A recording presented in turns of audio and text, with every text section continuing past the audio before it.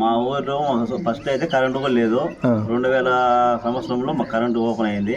అప్పుడు కరెంటు లేనప్పుడు కూడా రాజగోపాల్ ఉన్నాడు అప్పుడు పెద్ద ఆయన.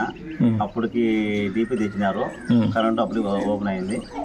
తర్వాత వచ్చేసి స్కీమ్ బోర్ లేక ఉండింది. ఆ తర్వాత స్కీమ్ బోర్ కూడా 2 బోర్లు వేసినారు, ఎత్తిపోయింది. మళ్ళీ 2 బోర్లు మళ్ళీ వేయించినాడు, నీళ్లు పడినాయి, సస్యామలంగా ఉంది. మళ్ళీ ఆయన నుంచి వచ్చేసి మాకు ఊరికి దారి కూడా లేకుండా ఉంది. ఆ తర్వాత వచ్చేసి రమేష్ రెడ్డి అప్పటికి మళ్ళీ ఎమ్మెల్యేగా ఉన్నాడు. ఆ తర్వాత మాకు పల్లెకి రోడ్డు కూడా ఇబ్బందిగా ఉండింది, అంత కాలినాడక ఇట్లా ఉన్నది, బండ్లబాటుగా ఉన్నది. చాలా ఇబ్బంది పడుతున్నాము, వర్షం వచ్చినప్పుడు దొంగల్లో ఊట్లు ఎక్కిపోతున్నాయి.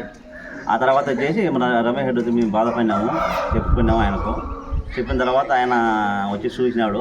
చూసిన తర్వాత ఇంత ఘోరంగా ఉండాలని చెప్పేసి అప్పటికప్పుడు రోడ్డు శాంక్షన్ చేయించినాడు. శాంక్షన్ తర్వాత మాకు రోడ్డు మెయిన్ రోడ్డుగా వేయించినాడు. ఆ తర్వాత వచ్చేసి మనం వస్తా పోతున్నాము.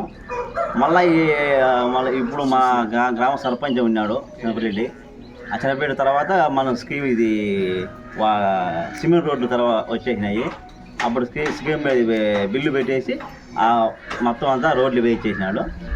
అప్పటికి ఇప్పుడు రోడ్లు గిట్లు బాగా నీట్గా బాగున్నాయి. ఇప్పుడైతే మాత్రం ఏ సమస్యలు ఎవరు చేయడం లేదు, పట్టించుకోవడం లేదు. ప్రభుత్వం అంటే ఇంత ముందు అయితే మాత్రం చెప్పుకున్నాము, మళ్ళీ అంతా బాగా సస్యామలంగా చేసినారు. సిమెంట్ రోడ్ అంతా ఓపెన్ అయిపోయింది. ఇప్పటికైతే మేము బతిమల్లా కూడా లేదు, ఏం చేసినా ఈ ప్రభుత్వం మాత్రం పట్టించుకోవడం లే. అసలు ఎమ్మెల్యే ఉన్నాడు కానీ 4 వాడు గెలిచిన తర్వాత ఒక్క పని చేసింది లేదు, రెండో పనికి మేము పోయింది లేదు. పోయినా కూడా చెప్పుకునే ఈ విధంగా అంటారు. కనీసం ఒక వాటర్ ఇది రైతులకు మామూలుగా స్కేళ్ళు ఇంకో కొలతలకు పాటు వస్తారు కదా పంట నష్టానికి, ఆ పంట నష్టం కూడా మాకు రాయడం లే.